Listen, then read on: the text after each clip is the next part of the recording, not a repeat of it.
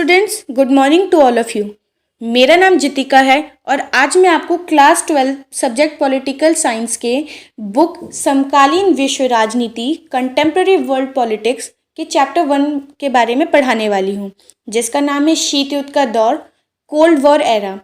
हम जब भी बेटा किसी चैप्टर को शुरू करते हैं तो उससे पहले ये कंपलसरी होता है, आप कह लो ये रूल होता है कि हम उसके हिस्टोरिकल बैकग्राउंड के बारे में जानें, क्योंकि हर चीज़ दूसरी चीज़ से कोरिलेट होती है। और स्पेशली जब हम पॉलिटिकल साइंस राजनीतिक विज्ञान पढ़ते हैं तो वो इतिहास से संबंधित या जुड़ी हुई होती है। अब अगर हम इस चैप्टर की बात करें, शीत युद्ध का दौर, इसमें बहुत सी ऐसी चीज़ें हैं जो इतिहास से जुड़ी हुई है। इतिहास का मतलब ये नहीं होता कि आप अकबर या मुग़ल काल में चले जाओ, प्राचीन काल में चले जाओ। इतिहास का मतलब ये होता है कि अगर आप किसी टॉपिक को अभी पढ़ रहे हो, उससे पहले जो घटनाएं हो चुकी है वो इतिहास कहलाती है। तो इस चैप्टर में ऐसे आप बहुत से नए वर्ड्स देखोगे जो हिस्ट्री से रिलेटेड। फॉर एग्जांपल मित्र राष्ट्र, धुरी राष्ट्र, ये राष्ट्र बने कैसे, इन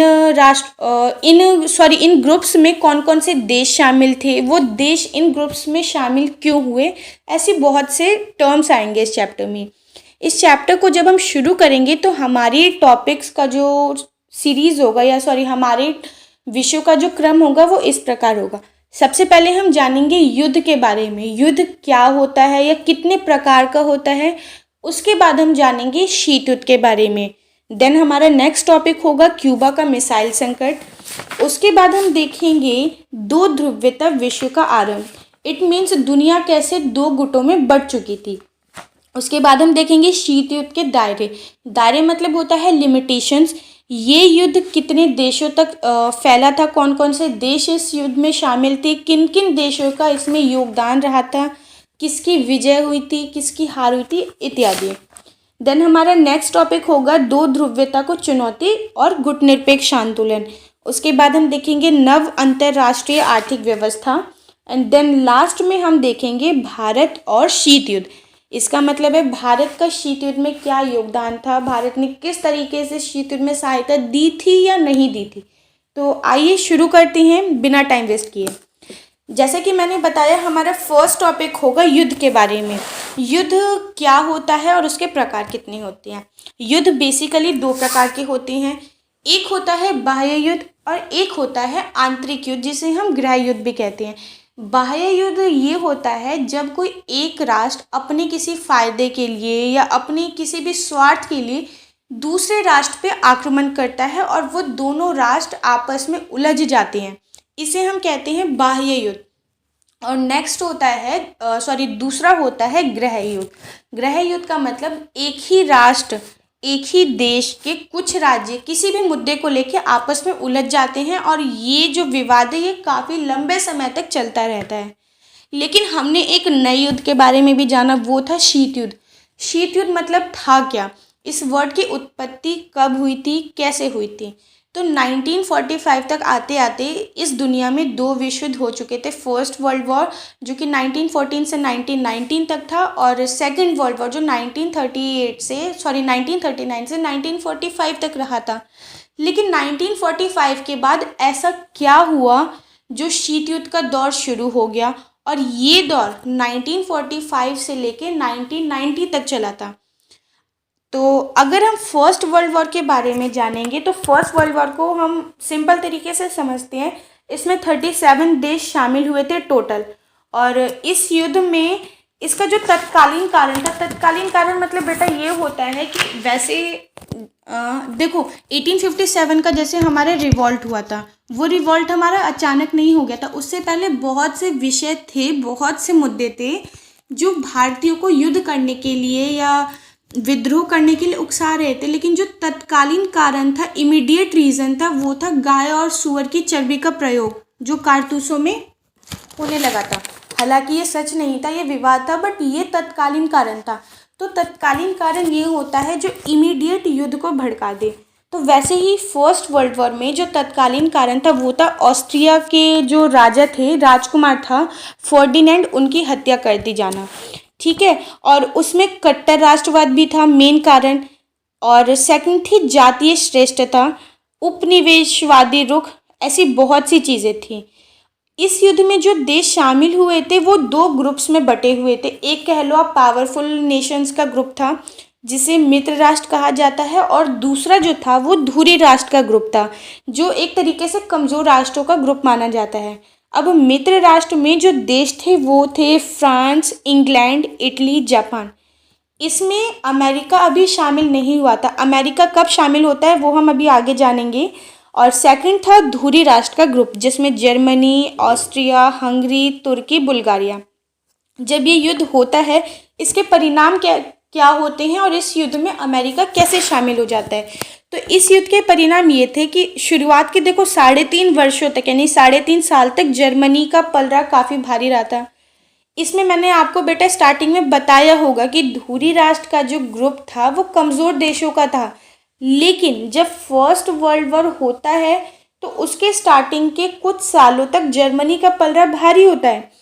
फिर जर्मनी क्या करता है 1918 में यूएसए अमेरिका के एक जहाज लुसिटानिया नामक जहाज को वो डुबो देता है, और इस वजह से अमेरिका बदला लेने के लिए इस युद्ध में प्रवेश करता है। और कुछ ही दिनों में जर्मनी नवंबर 1918 में समर्पण कर देता है, यानी कि अपनी हार स्वीकार कर लेता है। और इसी तरीके से मित्र राष्ट्रों की विजय होती है और अमेरिका फर्स्ट वर्ल्ड वॉर में शामिल हो जाता है।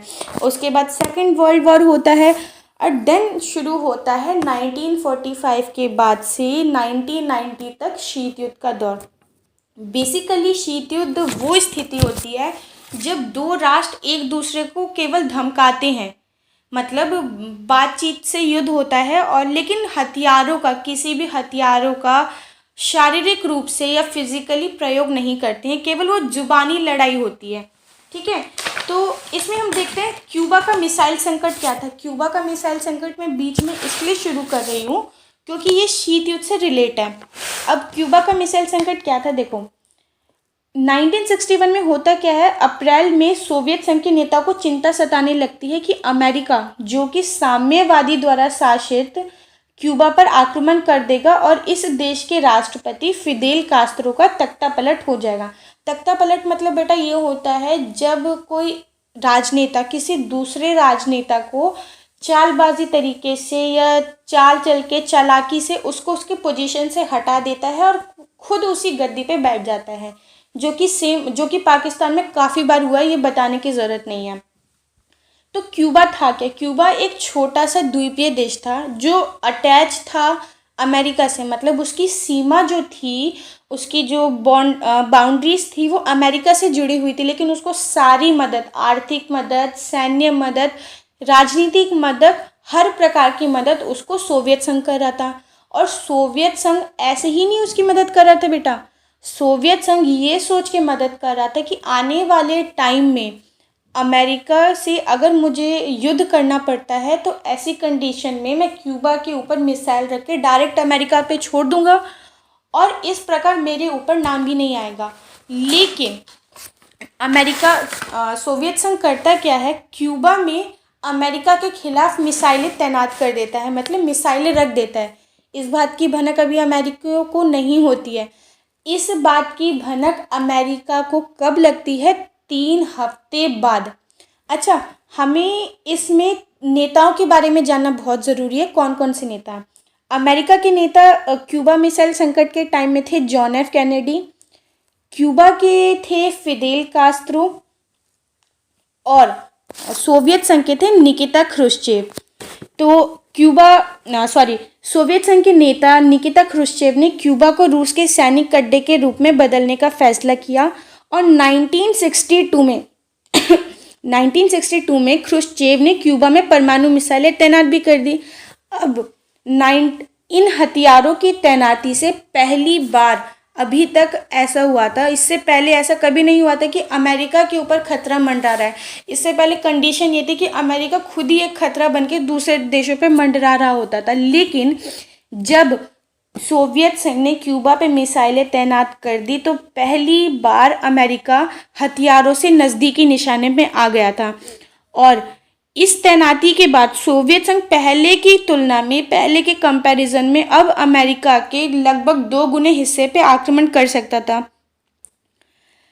अमेरिका के जो राष्ट्रपति थे जॉन एफ कैनेडी, वो ऐसा कुछ भी नहीं करना चाहते थे जिससे कि तीसरा विश्व युद्ध हो जाए, क्योंकि फर्स्ट 2 वर्ल्ड वॉर हमारे हो चुके थे, जिस वजह से काफ़ी जनहानि, काफ़ी धनहानि हुई थी और बहुत से राष्ट्रों की सैन्य शक्तियाँ भी लगी थी, धन काफ़ी क्या कहते हैं, मनी वेस्ट हुआ था, बहुत सारी चीज़ें थी। इसलिए अमेरिका के राष्ट्रपति ऐसा कुछ भी नहीं करना चाहते थे कि जिससे थर्ड वर्ल्ड वॉर शुरू हो जाए। अब सवाल ये आता है कि सोवियत संघ ने अमेरिका के खिलाफ क्यूबा में मिसाइलें तैनात की क्यों? क्योंकि अमेरिका ने 1945 में, ये तो आपको पता होगा, ये बहुत कॉमन है कि अमेरिका ने 1945 में जापान के 2 शहर हिरोशिमा और नागासाकी के ऊपर बम गिरा दिए थे, जिसका असर आप आज भी देखोगे तो जापान में बहुत से बच्चे जो हैं वो जब पैदा होते तो उनमें कुछ ना कुछ फिजिकल डिफेक्ट होता है, शारीरिक विकृति पाई जाती है। तो अमेरिका ने जापान पे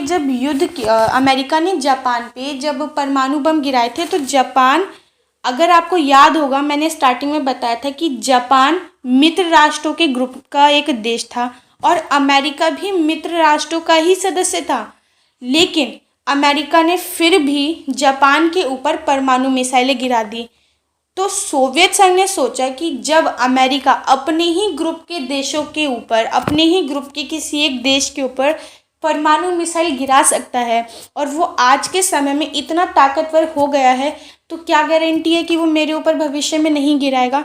तो सोवियत संघ ने सेफ्टी के पर्पस से, होता नहीं है कि जब हमें किसी से डर होता तो हम बंदूक रखना शुरू कर देते हैं लाइसेंस लेके कि हमेशा क्या फलाना बंदा हमारे ऊपर आक्रमण ना कर दे या हम पे हमला ना कर दे, तो हम रखते तो सेफ्टी पर्पस के लिए, लेकिन कई बार हम में से बहुत लोग उसका गलत इस्तेमाल कर देते हैं।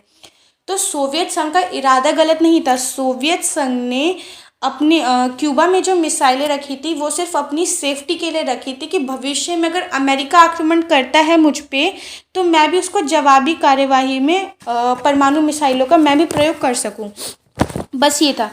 लेकिन जॉन एफ कैनेडी को ये बात समझ में नहीं आई और उनको लगा कि ऐसा अगर मैं कुछ भी करूं तो तीसरा विश्व युद्ध होगा। तो उन्होंने क्या किया, उन्होंने अपने जहाज़ों को सोवियत संघ की तरफ भेज के केवल आदेश दिया कि आप अपने जहाज़ों को पीछे कर लो, क्योंकि अगर आप कुछ ऐसा वैसा करते हो या आपकी सेना कोई भी कदम उठाती है तो हमारी भी सेना कोई भी कदम उठाने से, कोई भी एक्शन लेने से पीछे नहीं हटेगी और ऐसी कंडीशन में तीसरा वर्ल्ड वॉर हो ही जाएगा। और अगर तीसरा वर्ल्ड वॉर होता है तो जितना नुकसान हमारा होगा उतना नुकसान भैया आपका भी होगा। इससे अच्छा है आपसी समझौता हम करते हैं और हम दोनों अपने अपने जहाज़ को पीछे कर लेते हैं। और कहीं ना कहीं सोवियत संघ को भी ये बात ठीक लगी कि क्यों बिना बात में हम हथियारों का इस्तेमाल करें या क्यों बिना बात के हम मसले खड़े करें, इसलिए सोवियत संघ ने भी जहाज़ को पीछे कर लिया। और ऐसे होते होते क्यूबा के ऊपर जो परमाणु मिसाइल का संकट आया था वो केवल धमकियों से ही टल गया। इसमें किसी भी हथियार का इस्तेमाल नहीं हुआ, कोई भी लड़ाई नहीं हुई और इसीलिए इसे क्यूबा के मिसाइल संकट के नाम से जाना जाता है। इस तरीके से हमने इस वीडियो में बात की युद्ध के बारे में, युद्ध के प्रकार के बारे में, शीत युद्ध क्या था, क्यूबा मिसाइल संकट इत्यादि। अब नेक्स्ट वीडियो में हम बात करेंगे 2 ध्रुवीयता विश्व का आरंभ, गुट निरपेक्ष आंदोलन और भारत का गुट निरपेक्ष आंदोलन में क्या योगदान था। तब तक के लिए हमारी नेक्स्ट वीडियो का वेट करें और हमारे चैनल के साथ जुड़े रहें। धन्यवाद।